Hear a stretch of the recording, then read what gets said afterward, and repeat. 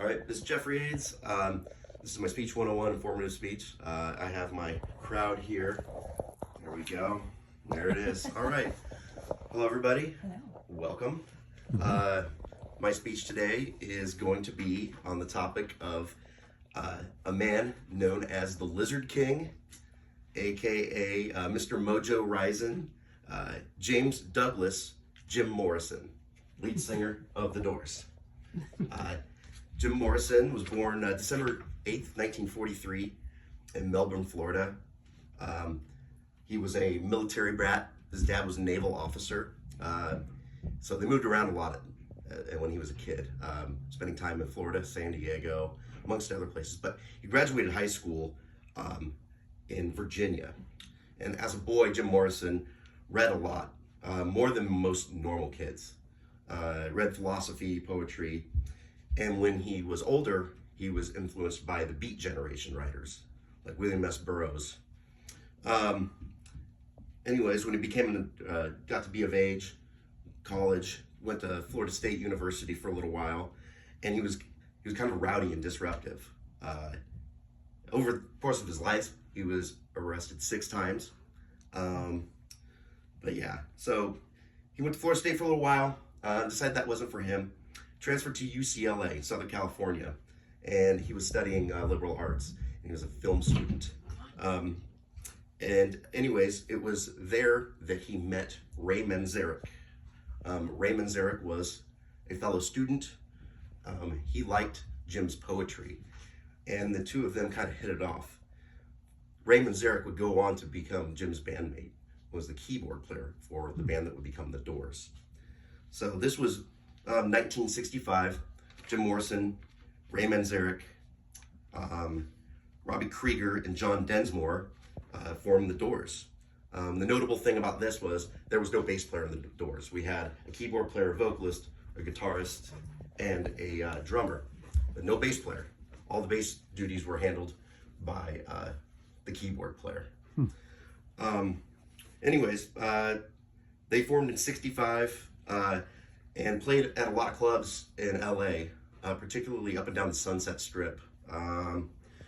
They played at the world famous Whiskey A Go Go, where they were the house band there, and their shows there were not to be missed. Some of the greatest rock and roll live shows of all time.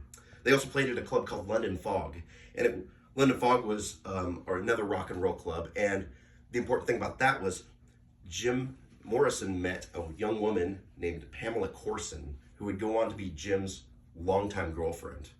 And the two of them were just weird enough for each other. So anyways, let's see here. So Doors formed in '65. They're playing the club shows at Whiskey A Go Go. They start to garner a lot of attention. And it was through the strength of those shows that they were signed to a record deal with Elektra Records. Late 1966, they cut their first album, The Doors, and their first single off of it was a smash hit. It debuted at number 2, and that song was Light My Fire.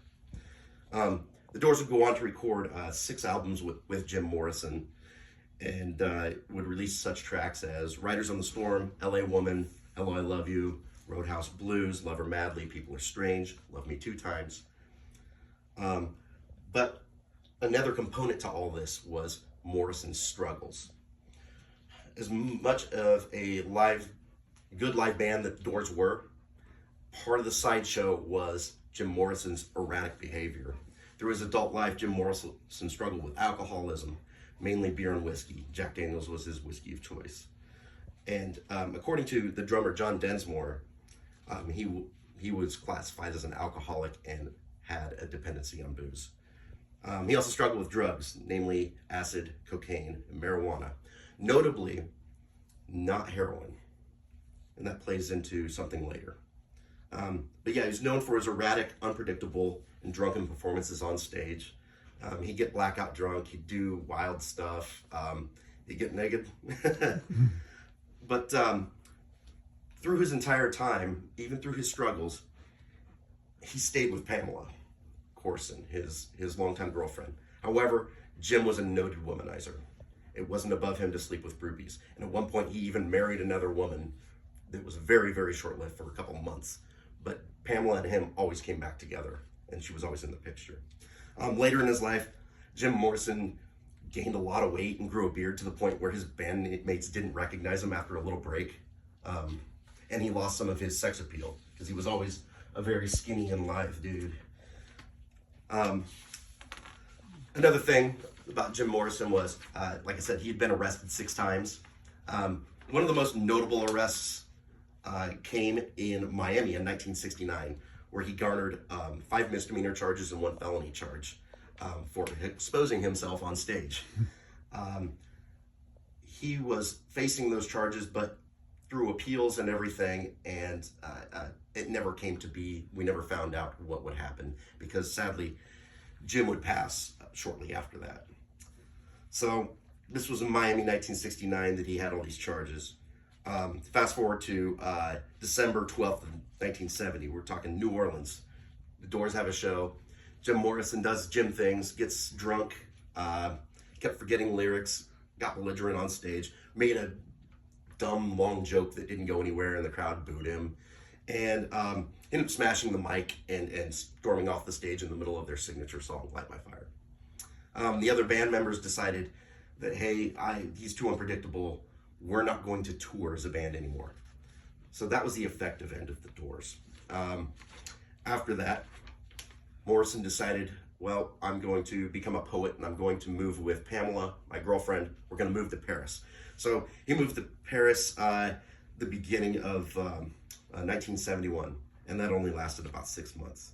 He was found dead in a bathtub at his apartment, July 3rd, 1971, and the reported cause was heart failure. There's some controversy behind that because a 27-year-old doesn't just die of heart failure, and which led a lot of people to speculate, was it drugs? Was it heroin? Jim didn't like heroin supposedly, but who knows? However, there was no autopsy because the way that the French law worked, the reported cause was heart failure. There seemed to be no foul play. They didn't do it.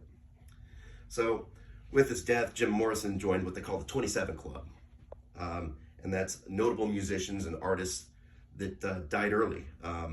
Notably Jimi Hendrix, Janis Joplin, Kurt Cobain, blues legend Robert Johnson, Brian Jones of the Rolling Stones, and most recently Amy Winehouse. Ironically enough, Jim's girlfriend, Pamela Corson, a few years later, would also die at age 27 in her LA apartment, and she died of a heroin overdose. So, in the wake of that, the Doors would release a couple more albums without Jim Morrison as a trio. They weren't as well received.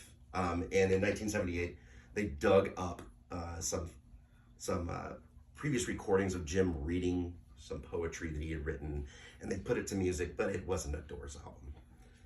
So the legacy of Jim Morrison. He had no known children, and with Pamela Corson dying, that was it. Also, Pamela Corson loved Jim so much that she had, although they were never married, she had his last name on her headstone too. But with his death, Jim Morrison is known as a counterculture icon. He's anti-authority, the prototypical rock star, wearing leather pants, long hair.